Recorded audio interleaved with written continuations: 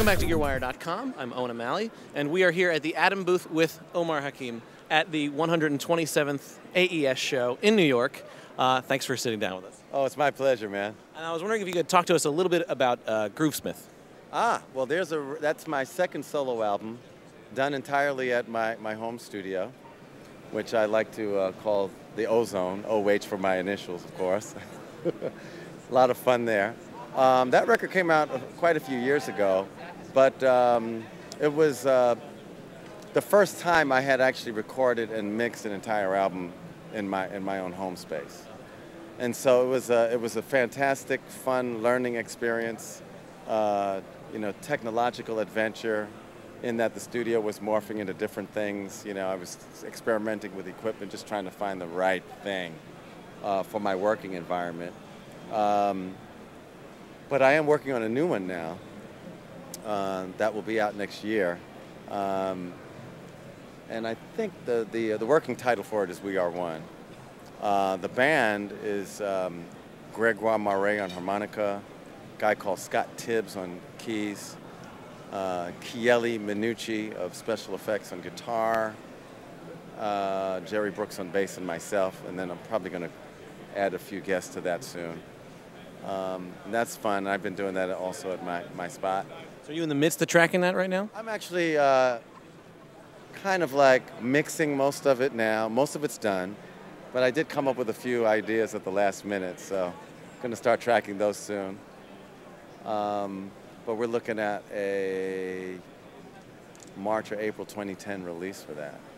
So how would you say your approach has been to recording this album as compared to Groovesmith? Well, it's not that much different. I mean, compositionally, my main writing instrument is piano. Secondary writing instrument would be guitar. And then there's times when I will use either live drums or V-Drums, Roland V-Drums, and I will capture grooves, like me just improvising, and then I'll write on top of my improvisations. So, that I've kind of, compositionally, I kind of take the music any way it wants to come to me, so to speak. You know what I mean? There are times when the melodic idea comes first. There are times when the groove concept comes first, and I work it from there. I've been collaborating a lot with the keyboard player Scott Tibbs on this compositionally. That's been fun for me. Capturing everything to Pro Tools. Also a little bit of work with Logic too here and there. But the final finishing stuff, I've been finishing everything in Pro Tools. Well, two follow-up questions from that. When you do record grooves with V-Drums, do you record them, you just capture the audio, do you record the MIDI information and re-record that later? I like to capture the audio and the MIDI data simultaneously because I just like having options. Most of the time, I'll record my performance, and then I end up going back, like sitting between the two speakers with the V-Drums brain and just tweaking the crap out of the kit until I get it exactly the way I want it. Then I'll re-render it. The V-Drum sounds end up being sort of the final sounds on the record?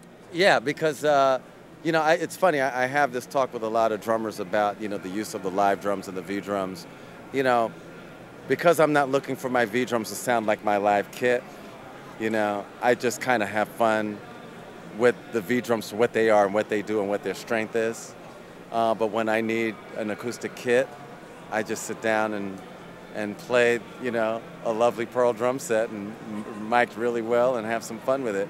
So from that standpoint, I have the two textures to work with, and I have all these various colors to work with. Sometimes I integrate both kits into an idea, That'll be fun live because I'm actually working on a rig that is a hybrid rig of both V-Drums and acoustic drums.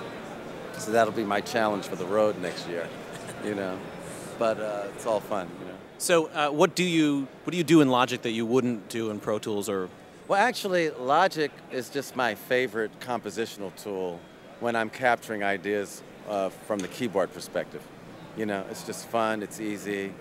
The software instruments are great to work with, easy to work with. Managing and and tweaking ideas is just very easy for me in Logic. So I enjoy working there for, for composition and creation. So now you're talking about how your studio has kind of moved locations and sort of been evolving. Can you talk a little bit about that history? Oh, it's interesting, man. Because I've been really doing home recording before it became a fad. You know what I mean? Like, when everybody kind of jumped on that market, and like, all right, we've got this home studio thing.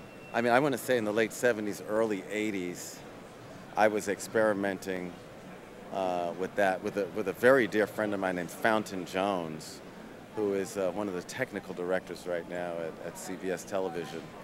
And I always tease him because I say I have you to thank and blame for getting me into the audio, the audio thing. But he was like my teacher in many ways.